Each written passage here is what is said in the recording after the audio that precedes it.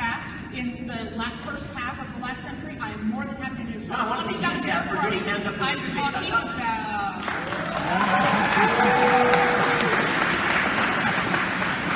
That's race baiting. It wasn't, it is race baiting. And this idea that So, I will... Wow. Man. Black History Month you find ridiculous.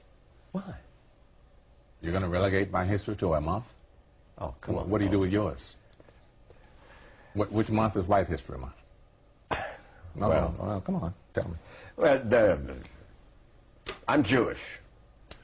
Okay, which month is Jewish History Month? There isn't one. Oh, why not? Yeah.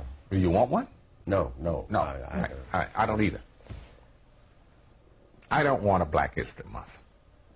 Black history is American history. How are we going to get rid of racism? Stop talking about it. I'm going to stop calling you a white man. Yeah. And I'm going to ask you to stop calling me a black man. Time to listen up, you silly liberal fruitcakes. I came out here, I wanted to tell some jokes. Let's do some reality checks here. Do you have any idea, sir, how pathetic it must be to be you? These people wanted to come out and have a good time, hear a few jokes, some thoughtful discussion, but your head pops off the pillow in the morning with, oh, how can I be a professional victim today? Let me go in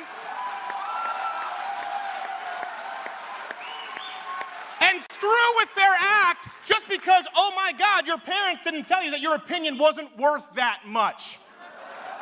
Look, they're confused. They're confused. You know why? Because I'm not your gender studies professor who has to cater to your trigger warning, microaggression, safe space bullshit. I didn't want to do this. I wanted to come out and tell a few jokes. You created this monster. We have to go. 10 more minutes of this. Let this reverberate. Let it be a life lesson. This monster right here that you're so afraid of, the face you see in your nightmares, was created by social justice warrior assholes like you. And now you have this wonderful faggot. That's what happens. We okay? We good? Yeah, we can. Yeah. Darling, you can call me what you like. Oh, okay, there we go. Crying out loud, listen. Nobody here wants to hear your opinion that much. And here's what's so crazy. You couldn't wait 5 minutes. Unlike leftists, we have an open panel and a Q&A session because we want an open idea. Oh, I'm a racist. There you go. That's a new one. Where'd you learn that one in Social Human Studies 101? Right next to the giant, I don't know, wild boar I couldn't see who said, there's no such thing as fat chicks. Guess what? If you think there aren't, you are one, okay? Did he just make a fat joke? Yeah, I did. And no, it's okay, because I got some here, so screw you. I have a faggot pass and a fat pass today. We wanted to come out here and tell a few jokes. We wanted to have a thoughtful discussion. We want an open conversation of ideas. You guys can't be grown adults enough to literally wait 10 minutes to the point where we open the floor. And unlike leftists, guess what? We don't try and ban you when your speakers come to school. We don't show up and protest and call them, oh, shut up, you just got owned and now you're trying to come back 5 minutes later. It's like George... The jerk store called, they're running out of you, George Costanza, you androgynous little amoeba. And by the way, these opinions you're yelling out, they're not even your opinions. They're your opinions from your gender studies professor, and the really reason you picked it was because you thought it was your best chance at getting laid. You just decided to walk on in to try and pick up chicks at the San Francisco retread pot-smoking drum circle, only to realize that your very glance in the direction of a woman causes a barren womb.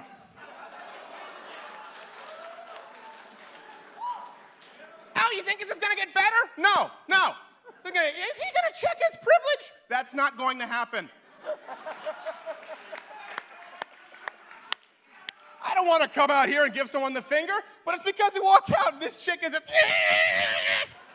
start a show like that. This is absurd. At least when you go back to like Christina Hoff Sommers' days, self-professed Democrats, hippies, the retreads that you guys want to be, at least they thought they were fighting the system. They thought they were trying to create transparency. They really thought they were for free speech. You people are openly and completely against it. You're not fighting for free speech. You're not fighting for rights. You're fighting for the right to to be a pussy and not hear opinions that you don't like.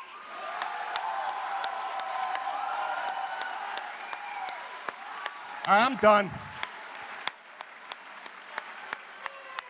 Oh.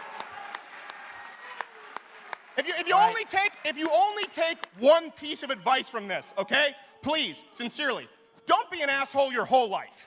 That's because we live in a society that's set up so women can't get as far as men. No, it's because God created wombs. So women should just, say suck it and have a child, suck it up and have a child. Well, if you get pregnant, yes, because you don't get to kill things just because it's in your uterus. It's my body. How about you just stay out of it? How about it's a baby How and about you don't get to kill it you're because it's in talking there? so much about how... I don't care about your appendix. Right? I don't care about your thorax. I don't even care about your uterus. I care about what's in it. And I can take out my appendix if I don't want it, so why can't I take out other parts of my body? Because they're not independent living human beings. They're not independently living human beings when they're a bundle of cells. Oh, okay. So let me get this. At what point? So okay, let's assume that your scientific knowledge is vast. Let's assume your scientific knowledge. So are you also against partial birth abortion? I think I don't understand why people would have I'm Are not. you, at what point does that bundle of cells become a human being in your view? Sorry. No, really. I mean, this is. I just need to calm down for a second. Sorry, Jack. Do you want to go to another question?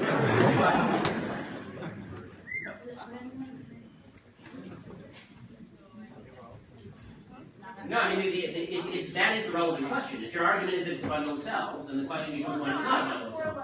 Unless it's a threat to the mother, they form term abortion, it shouldn't happen. But if it's a threat to the mother's health, or the mother, I don't see why he would force a living human being to give birth to that. Because it's another living human being. So you're going to kill the mother to save the baby? And no, hold on. You're talking about a case where the mother's life is in danger. I don't know what you're talking about. Care and stuff after they're born. I agree with you that abortion is an exception when the mother's life is in danger. But the concept of bodily autonomy means that I don't have to give up any part of my body unless I say so. The baby is not part of your body. The baby is a baby. Nurture. Really, my wife is pregnant right now, and she's 30 weeks pregnant. Yeah. And 32. That baby is kicking the living crap out of her. Okay, that is a living human being in there. Okay, and I promise you that it is not a bundle of cells. I can guarantee you it's not a bundle of cells because that is a baby. Okay, and I'm sorry, but a bundle of cells that is requiring her. You're technically a bundle of cells right now.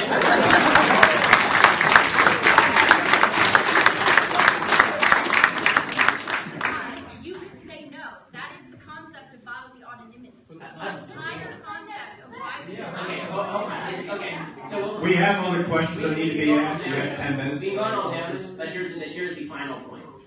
Abortion is a very simple issue. If you believe, as you do apparently, that that's nothing in there but just a bunch of goo, then you're right. If you believe in something called science, that is more than a bundle of goo, then you do not get to kill it just because it's convenient to you. And let me tell you something. No, science definitely dictates that a fetus, until it can leave the womb and be technically viable, is a bundle of cells inside a person. Okay, so if you can only live on life support, you're not a person. You stop being a person. So if you get in a car crash today and put you on life support, you're on an iron lung. You take off the iron lung, you're going to die. You're not a person anymore. Is that how this works? If my brain is no longer functioning, No, if your brain is functioning, but you can't breathe on your own. then I'm still technically viable. Brain function. No, you're not, because the machine is keeping you alive. Look, again, the bottom line is this. If you are defining whether something is a life or not based on your own convenience, that is the nature of evil. Okay, defining what a human being or not, whether something is a human being or not, based on whether you want it or not, is nasty. You manipulate science to enhance your own. You're the one manipulating science. You're the one suggesting that it's like snot. You Okay, it's said not being like transparent with mental illness when in fact the DSM-5, which is the definitive psychological examples of mental illness, has declassified the it. DSM is highly politicized and has been for decades. And it was until 2 years ago, it was classified as gender identity disorder of mental illness. Okay, we can move on to questions. Yeah, because you just don't like what we're saying. No, see, the difference is I let you talk. No, what's funny is you actually know my father, but you had the same conversations with him and you shut him down too. In what way have I shut you down? You've been talking for like 10 minutes here. She's been talking, I've been talking, but you haven't actually answered a question. No, I did. You just don't like the answer. And I'm sorry if you don't like the answer. But Oh no, I understand your answer, but How about you let other people talk?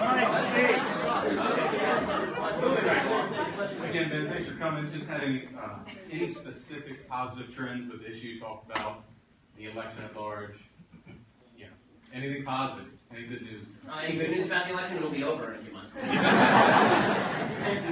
Honestly, that's about as good news as I can get. I'm very anti-Trump and obviously very anti-Hillary. So. We got a question right here.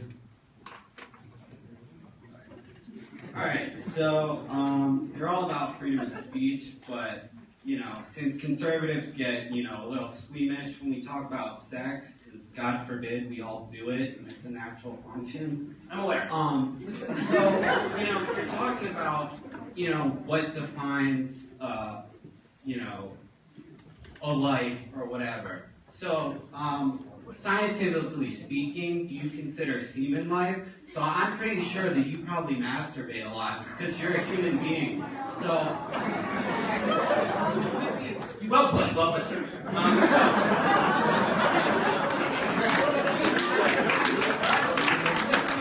I believe, as do most people who feel this way about abortion, that life begins at conception.